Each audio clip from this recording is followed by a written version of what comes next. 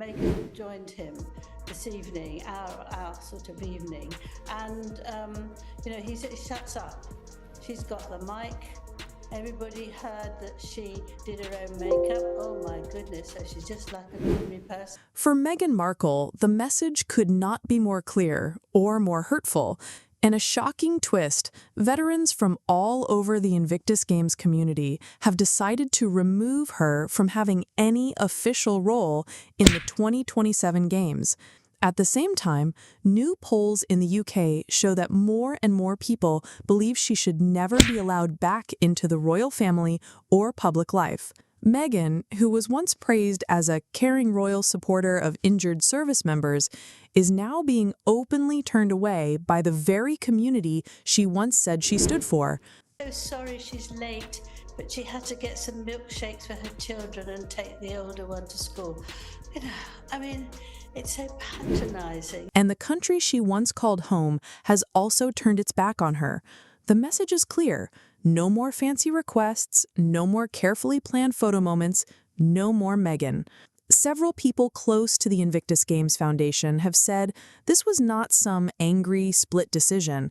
The vote to remove Meghan was almost completely agreed on by nearly everyone, with veteran representatives from countries like the UK, Canada, and Australia all supporting it. The whole sort of, oh, I'm sorry I'm so late. Hang on, so you're saying that she said, oh, I'm sorry I'm so late getting to Germany because I had to do things for the kids. The Netherlands and several other European countries were also said to support the decision, pointing to ongoing worries about her always promoting herself.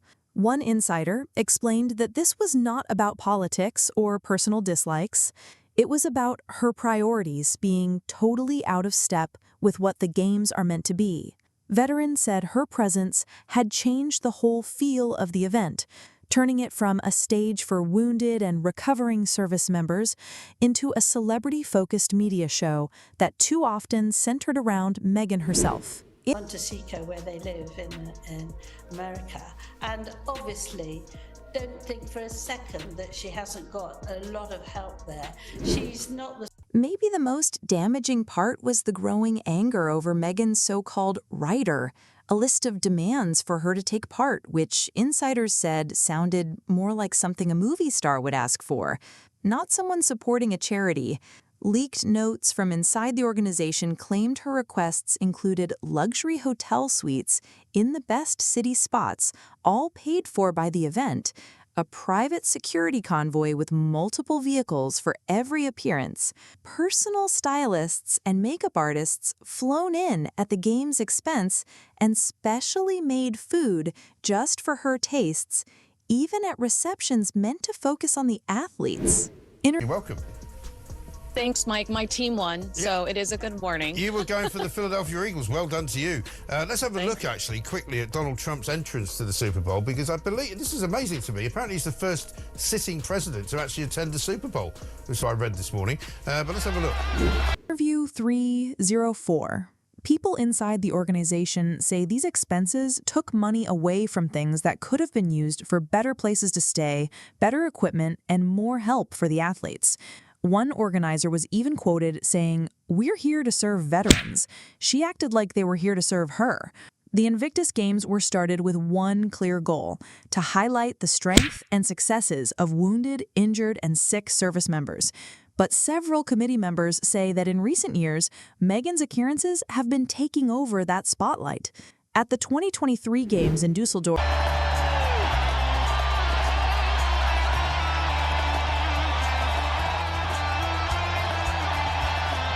There's a lot of cheering.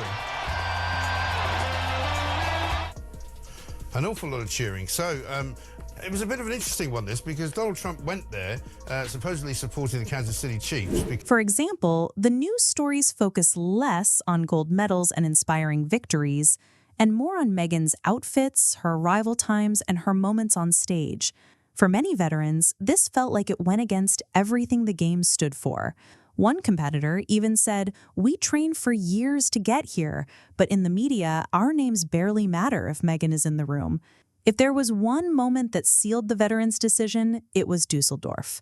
Meghan showed up several days after the opening ceremony, and organizers said this messed up the flow of the event. He supposedly didn't like the Eagles, as last time they won the Super Bowl and he was president, they didn't come to the White House to pick up their award. And then he kind of switched sides halfway through and then left early. Yeah, I imagine that they might actually visit this time around because the attitude towards Donald Trump is much different during this second term. Yes. And pulled attention away from the athletes at a very important moment. Her appearances were carefully planned, with chosen photographers and limited press access, which left many other media outlets covering the games feeling frustrated. Behind the scenes, several athletes were said to be annoyed by the way she was treated like a VIP, which was very different from the "we're all in this together" spirit the games were created around. One veteran said it felt like she was there to gather photo opportunities, not to truly be part of the community. While Prince Harry... Tiger Woods was hanging out with him hours before he jumped on a plane to come to the Super Bowl. Right. You know, celebrities and bigger personalities aren't as hesitant to be seen with him this time around. Right, isn't that interesting? And I should point out to people who don't realise that you are wearing those Philadelphia Eagles colours this morning, so I just to give you a little nod to that. Let's talk about the main event, and never mind the Super Bowl. It's, of course, the Invictus Games. The founder and guiding spirit of the Invictus Games, Prince Harry, could not protect Meghan from the growing backlash.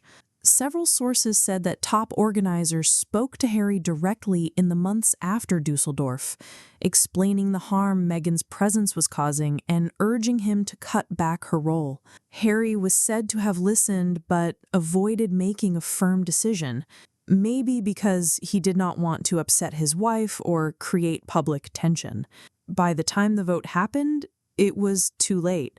Even people close to Harry admitted that both he and Meghan looked defeated in public. One photo used by the Daily Mail showed Meghan clinging to Harry's arm while he looked deeply unhappy. Some recalled a moment when Meghan moved a woman in a wheelchair without asking, just to make a photo look better. The woman from Team Canada was mid-conversation and looked surprised when Meghan repositioned her. Insiders said that Harry knew there was nothing he could do to stop what was coming. One source put it simply, "We told him it would come to this. He didn't act, and now the decision's been made." The veterans were not the only ones concerned. People inside the event said several big sponsors had been quietly voicing their worries months before the vote. Sponsorship for the Invictus Games is built on values like strength, honor, and unity, but Meghan's growing public controversy threatened to overshadow those values. One major partner privately warned that her involvement could take attention away from the cause and turn off future donors. For companies spending millions on the games, being tied to drama is a risk. So when the veterans decided to remove her, no sponsors pushed back. In fact, there was a sense of relief. While all of this was happening behind the scenes, Meghan was also facing a major image problem in the UK. New polls showed her popularity had dropped to the lowest point ever, with most Britons saying they did not want her representing the country in any role. This was not about being loyal to the royal family, it was about public trust. Many now saw Meghan as a symbol of drama, self-promotion, and a lack of respect for traditions she once claimed to honor. The fact that these poll results came out at the same time as the Invictus vote made the blow even worse. The British press jumped on the story, using headlines like "Britain's veterans say enough" and "No place for Meghan in 2027," fueling the idea that her influence was collapsing. Royal experts pointed out that this was the first time Meghan had ever been formally voted out of a group tied to the royal family, a detail that made the moment historic and, for her critics, satisfying. Organizers said the 2027 Games would return to focusing fully on the athletes. Some felt her speeches at past games, where she called the Invictus community one big family, were meant to suggest Harry's own family was cold or unwelcoming. Now, many believe that whatever family ties she once claimed with the Games are gone for good. Your family, so I should just enjoy the brief moment of your kindness while it lasts. My other favorite story from the weekend was the Spotify one, where it turns out people who worked there had plenty of nicknames for Harry and Meghan. This push from the Invictus Games means no celebrity distractions, no red carpet vibes, and no competing stories stealing attention from the veterans. Even though organizers have not named Meghan directly in their public comments, the hidden meaning is clear. The Games are taking back their true purpose, and removing her was part of that plan. One senior organizer said it plainly in private, "This isn't Hollywood. It's about service. We lost sight of that, and now we're taking it back." The mix of these two moments, the veterans voting her out and the UK's public rejection, has hit Meghan's image hard. Being told no by veterans is bad enough, but hearing that message repeated by an entire country is a disaster for her reputation. For someone who built her post-royal career on big charity causes, public speaking, and elite networking, losing credibility in both military charity work and British public life is not just a setback, it is a collapse. And this is not like a short-lived gossip story that will fade away. The decision is written down. The vote happened. The polls are out. The message from both veterans and the UK is the same. No more fancy demands, no more distractions, no more Meghan. For Meghan Markle, the Invictus Games 2027 decision is not just another bad headline. It is a turning point. This is not a rumor or a family fight that can be twisted in interviews. It is a clear, documented rejection from a group she once said she championed, supported by public opinion in a country she once hoped to win over again. In the world of public image, a double rejection like this is not just harmful, it defines how people see her going forward.